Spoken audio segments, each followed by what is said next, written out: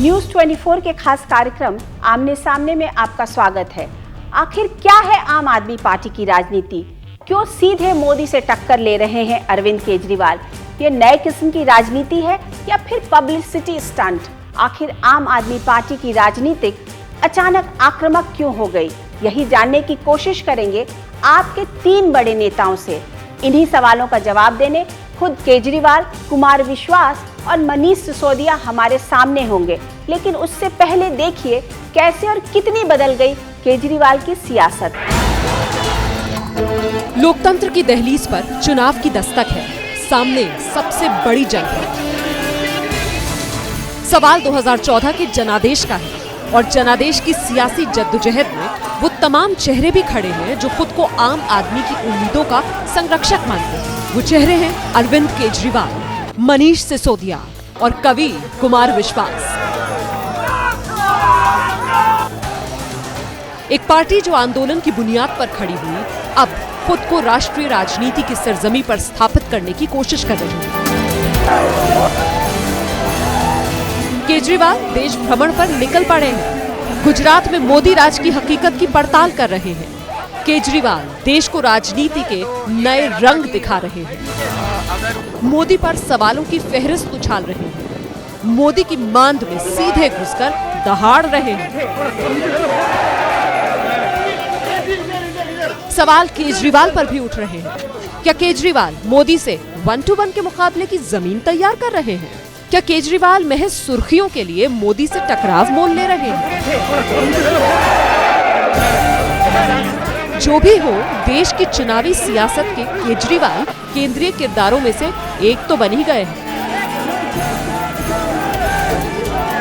उधर केजरीवाल के कमांडर कुमार विश्वास ने अमेठी में राहुल गांधी के खिलाफ मोर्चा खोल रखा है।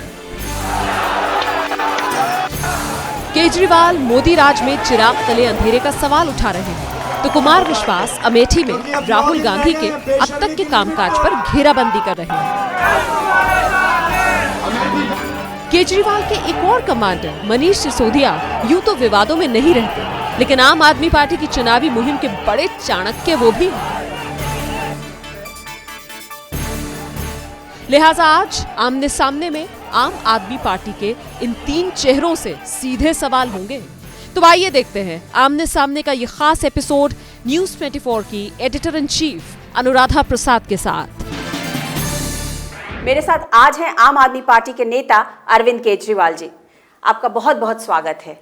अरविंद जी, आपको लगता है कि आपकी पार्टी इतनी बड़ी होती चली जा रही है और उसको संभालना थोड़ा जैसे मुश्किल? पार्टी थोड़ी है ये तो मूवमेंट है, आंदोलन है, क्रांति है, राजनीतिक क्रांति है। पूरा देश इसमें साथ जुड़ने वाला है।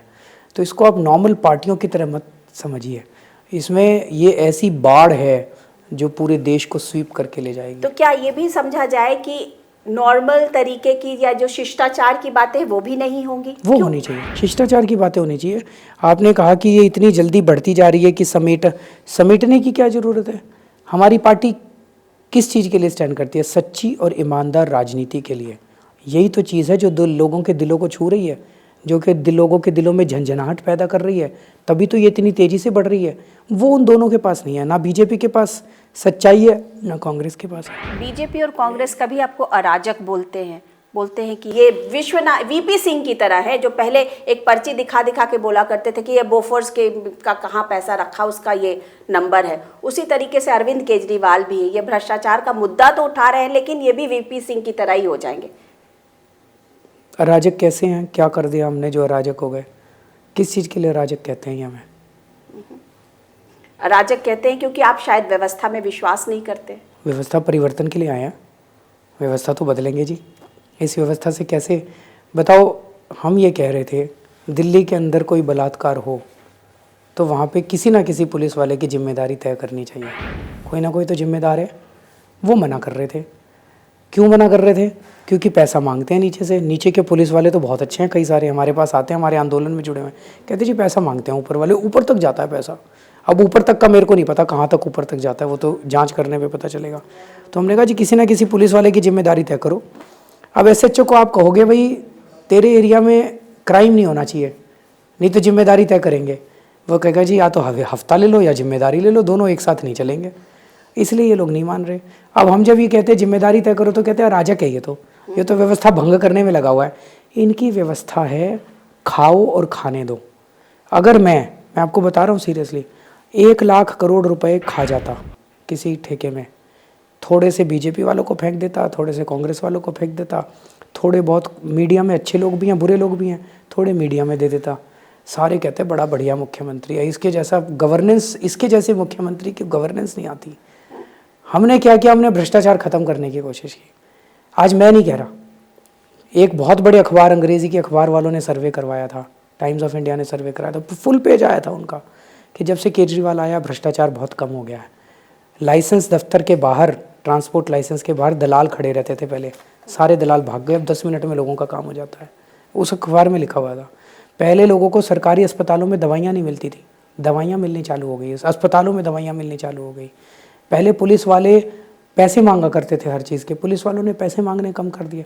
1.5 महीने में इतना सारा काम। तो आपको रुकना चाहिए था ना, और फिर अब पूरी बहुमत से आएंगे ना, आपको थोड़ा जनता कह रही और दिखाना चाहिए था कि जनता। अरे 2 महीने की तो बात है, पूरे बहुमत से आएंगे। अब आप चिंता क्यों बात का क्या विश्वास है कि आप जनता कह रही है। अगर बीजेपी केंद्र में आ गई और उसके बाद दिल्ली का इलेक्शन हुआ तो बीजेपी वाले तो ये सोच के बैठे हुए कि दिल्ली में उनकी सरकार आ रही है, खरीद लेंगे, वो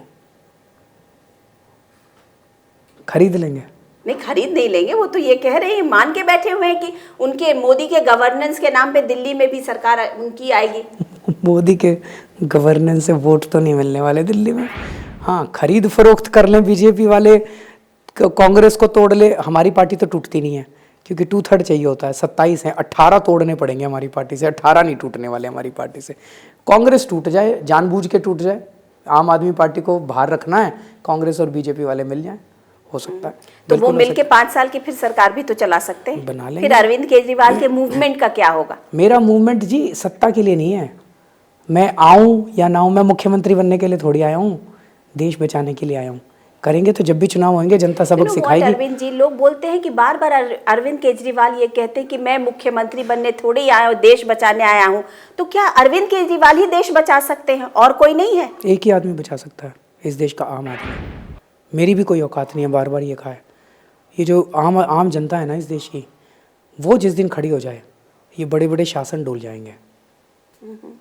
वो खड़ी हो रही है, जनता खड़ी हो रही है, मेरी औकात नहीं है, जनता सबक सिखाएगी। अच्छा ये बताइए, आजकल आपके रडार पर मोदी हैं, राहुल के गांधी थे या कांग्रेस तो थी, आजकल आपके रडार पे जैसे कहते नरेंद्र मोदी जोर शोर से हैं।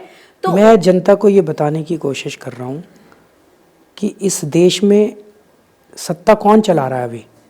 मनमोहन सिंह चला रहे हैं या राहुल गांधी चला रहे हैं या सोनिया गांधी चला रही हैं, इन तीनों में से कोई नहीं चला रहा। मुकेश अंबानी इस देश की सत्ता चला रहा है। और कल को जब सत्ता बदल जाए मान लीजिए, और मान लीजिए मोदी जी प्रधानमंत्री बन जाए, तो इस देश की सत्ता कौन चलाएगा? मोदी जी चलाएंगे या सुषमा स्वराज या आडवाणी जी? कौन चलाएगा? कोई नहीं चलाएगा, अंबानी चलाएंगे, मुकेश अंबानी चलाएंगे। मुकेश अंबानी जी की एक जेब में राहुल गांधी हैं और दूसरी जेब में मोदी हैं। मुकेश अंबानी जी दोनों पार्टियों को, मोदी जी को भी और उनको भी पैसा देते हैं चुनाव लड़ने के लिए खूब जम के, 500 करोड़ 1000 करोड़, और इनको हेलीकॉप्टर देते हैं, हवाई जहाज देते हैं। फिर जो भी जीत के आ जाए, आदमी तो मोदी का ही है, आदमी तो अंबानी का ही है। लेकिन मैं ये बात पूछ रही हूँ कि आप इन सारे नेताओं जिनका भी आपने नाम लिया, उनके पूरे कामकाज, उनके जो भी राजनीतिक जीवन रहा, उन सब पर आप क्वेश्चन लगा देते हैं ये कह के कि ये मुकेश अंबानी के आदमी। आपको नहीं लगता कि ये कुछ ज्यादा ही है? मैं तो बहुत कम बोला है जी, जिस दिन सच्चाई बाहर आ जाएगी तो पता चलेगा कि असलियत में तो बहुत ज़्यादा है, असलियत में तो अंदर कबाड़ हो चुका है। अच्छा ये बताइए, आपसे मैंने पहले भी पूछा कि आप लोकसभा का इलेक्शन लड़ रहे हैं कि नहीं लड़ रहे। दिल्ली की बात थी तो आपने ताल ठोक के बोला था कि शीला दीक्षित जहां से लड़ेंगी मैं वहां से लड़ूंगा। अब नरेंद्र मोदी के खिलाफ अरविंद केजरीवाल क्यों नहीं आ रहे हैं सामने? राहुल गांधी को लड़ना चाहिए ना, सारा काम हम थोड़ी करेंगे। ये दोनों आपस में क्यों नहीं लड़ते ये बताओ। राहुल जी के खिलाफ बीजेपी ने कभी भी स्ट्रॉन्ग कैंडिडेट क्यों नहीं खड़ा किया? सोनिया गांधी के खिलाफ बीजेपी ने कभी भी स्ट्रॉन्ग कैंडिडेट खड़ा क्यों नहीं किया? नरेंद्र मोदी के खिलाफ, आडवाणी जी के खिलाफ, सुषमा स्वराज जी के खिलाफ कभी भी कांग्रेस वालों ने स्ट्रॉन्ग कैंडिडेट, कुछ ना कुछ सेटिंग तो है दोनों के बीच में, कहीं ना कहीं है, पीठ पीछे है कि तुम हमारे नेताओं को जिता दो, हम तुम्हारे नेताओं को।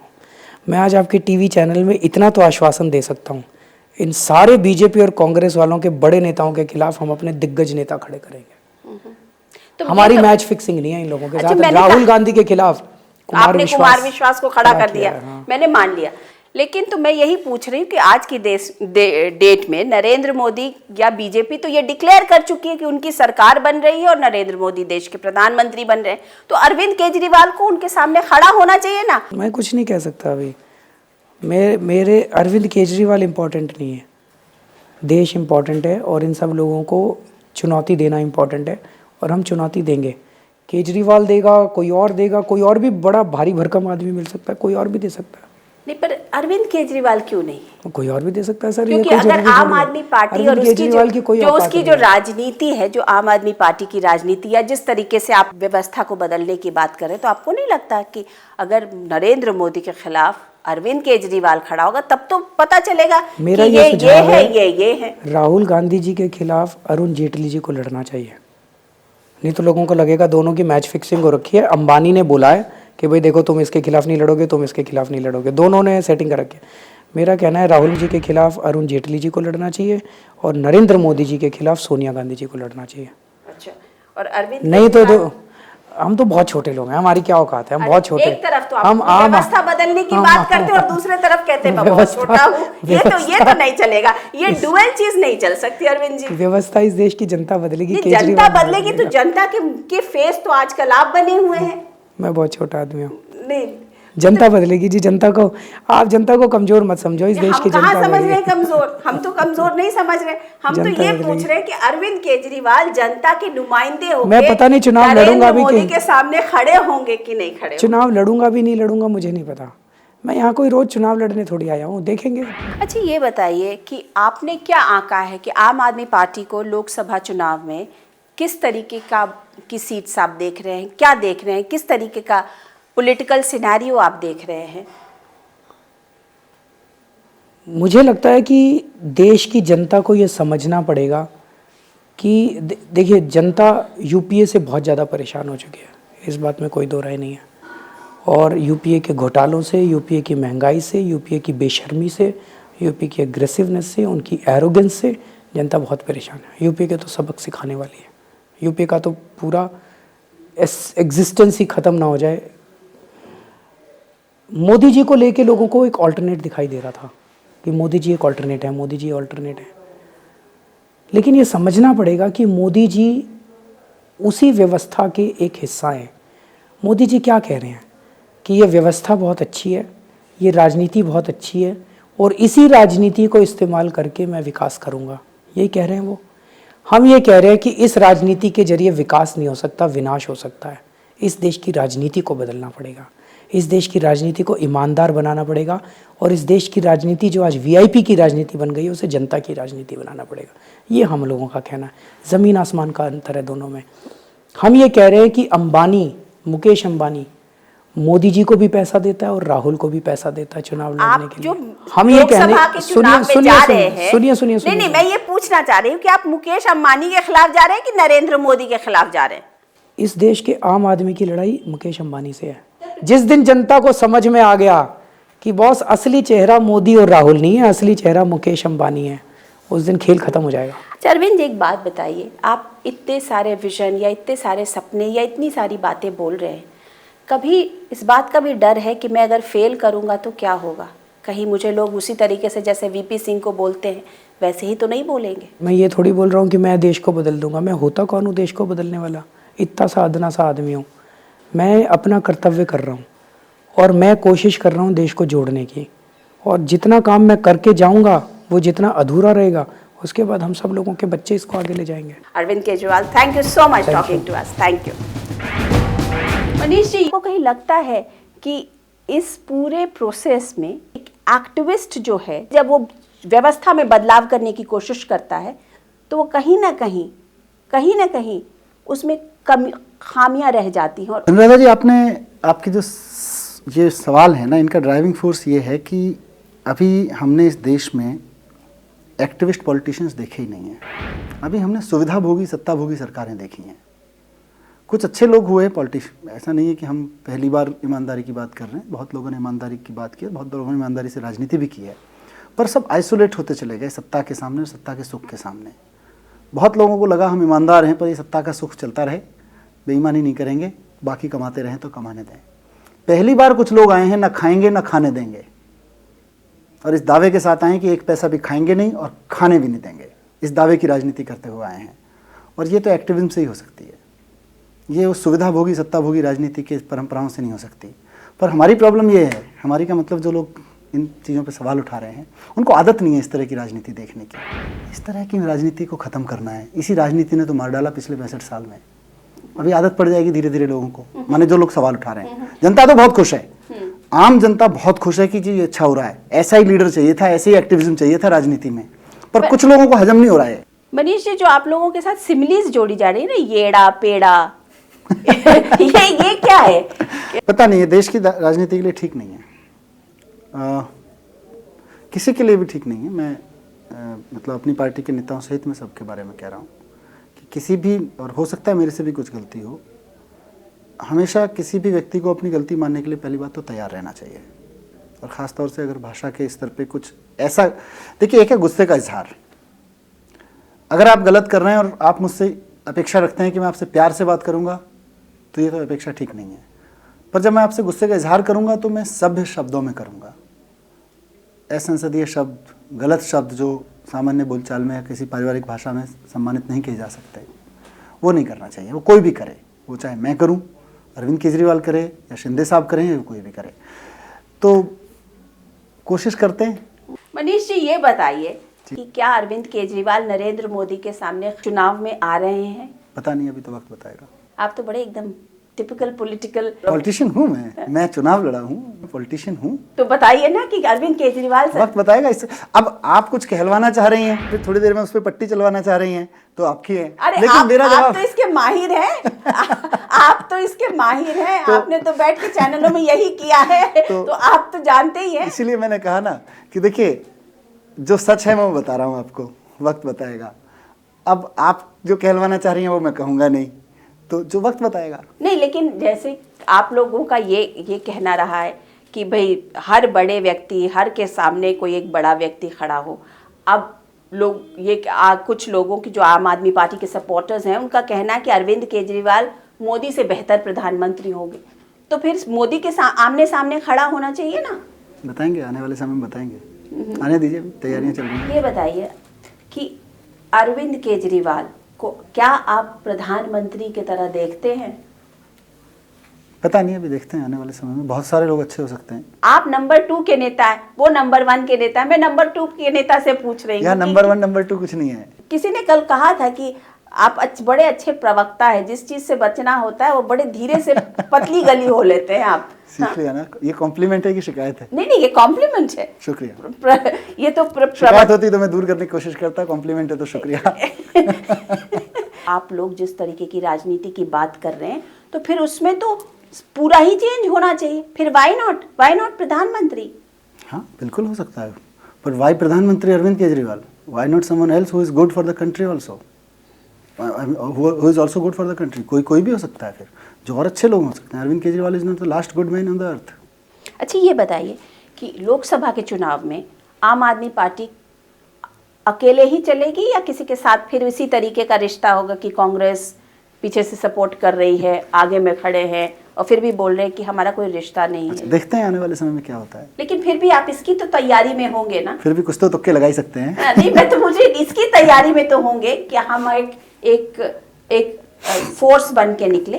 एक्चुअली हमारा फोर्स बनना महत्वपूर्ण नहीं है, आप लोग इस राजनीति को समझिए। ये राजनीति ये नहीं है कि हम फोर्स बन जाएं, ये राजनीति ये है कि इस देश के लोग उन तमाम लोगों को उखाड़ फेंकें जिनसे वो दुखी रहे हैं, और दिल्ली ने उसका एक बहुत बड़ा कदम उठा के दिखा दिया है। अरविंद केजरीवाल का भविष्य थोड़ी तय होना है, ये तो देश का भविष्य तय होना है। हमारा काम यह है कि हम इसको मैक्सिमम लोगों तक इस मैसेज को पहुंचाएं कि आपका भविष्य आपको खुद तय करना है, और दिल्ली में हम कामयाब रहे काफ़ी हद तक। देश में कितना कामयाब होंगे देखते हैं।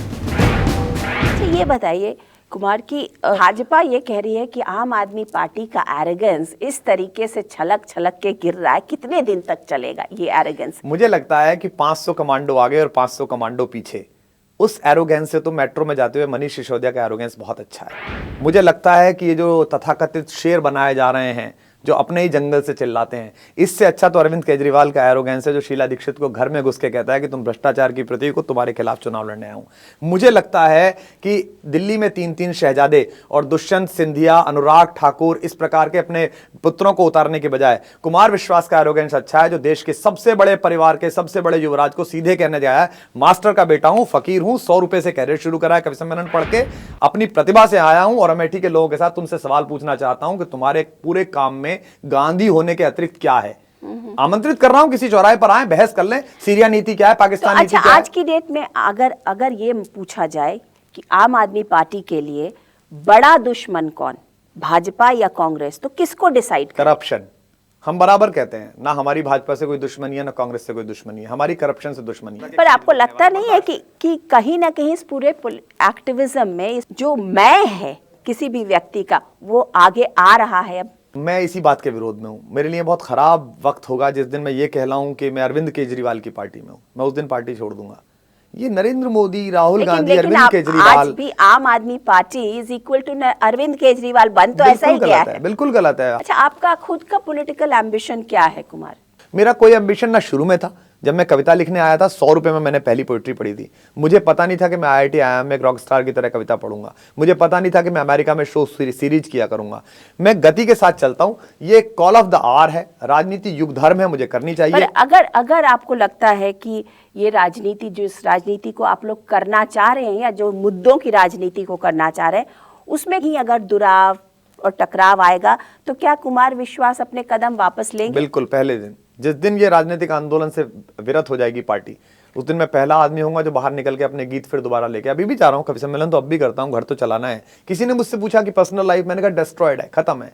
नुसरत फतेह अली खान सुनता था, देर तक धूप में बैठता था, दोस्तों के साथ बातें करता था, घर पे शायरों की महफिल रहती थी, कोई सिंगर्स आ जाते थे, अहमद हुसैन, मोहम्मद हुसैन आए, गजलें गाई जा रही हैं फिराक की और फैज की, सब खत्म हो गया है। लोग उम्मीद आपसे करते हैं, लोग आपसे कहते हैं आपने ये क्यों नहीं किया, आप इस पर क्यों नहीं बोले। लेकिन आपको लगता नहीं कि आम आदमी पार्टी और उसके नेताओं से लोगों की इतनी बहुत ज्यादा, तो उस एक्सपेक्टेशंस पर कैसे खरी उतरेगी आम आदमी पार्टी? नहीं, आपकी इंटेंशन ठीक हो। देखिए, जब पहली बार यूपीए ने 5 साल पूरे करे, काम अच्छा नहीं किया था, ठीक ठीक किया था, इंटेंशन अच्छी थी, लोगों ने कहा चलो दोबारा एक बार दे दो, फिर पता चला ये तो लूट रहे हैं। तो जनता ये नहीं सोचती कि आपने कितने प्रतिशत किया। 666 लीटर पानी दिया, मुफ्त पानी दिया अरविंद केजरीवाल ने। किसी ने ये नहीं कहा कि बचे हुए 34 लीटर कहां गए। किसी ने ट्विटर पर लिखा कि बचे 34 लीटर कहां गए, तो हमारे कार्यकर्ता ने लिखा कि वो भाजपा और कांग्रेसी वालों के लिए छोड़ दिया है, कि उनको थोड़ी बहुत शर्म आए, चुल्लू भर तो उन्हें भी चाहिए। किसी ने ये नहीं पूछा। अगर आपकी इंटेंशन पवित्र है, अगर आपकी इंटेंशन अच्छी है, तो फिर जनता माफ कर दे। अब कविताएं लिख रहे हैं कि नहीं? नहीं, कविता लिख रहा हूं, लेकिन अब कविताओं का जो टोन है वो रोमांटिसिज्म की बजाय थोड़ा सा देश की तरफ ज्यादा गया है, समाज की तरफ का ज्यादा गया है। मैं 4 लाइनें सुना देता हूं अमेठी की लड़ाई के लिए। अच्छा। वो मोहब्बत भी है और वो ये जो समकालीन राजनीति वो भी है कि स्वयं से दूर हो तुम भी, स्वयं से दूर हैं हम भी। मैं किसके लिए कह रहा हूं ये आपके दर्शक समझ जाएंगे कि स्वयं से दूर हो तुम भी, स्वयं से दूर हैं हम भी, बहुत मशहूर हो तुम भी, बहुत मशहूर हैं हम भी, बड़े मगरूर हो तुम भी, बड़े मगरूर हैं हम भी, अतः मजबूर हो तुम भी, अतः मजबूर हैं हम भी। तो ये थे 3 आम आदमी पार्टी के बड़े नेता आमने सामने में। अगले हफ्ते मैं अनुराधा प्रसाद किसी नई पर्सनालिटी के साथ आपके साथ फिर मिलती हूँ। तब तक के लिए नमस्कार।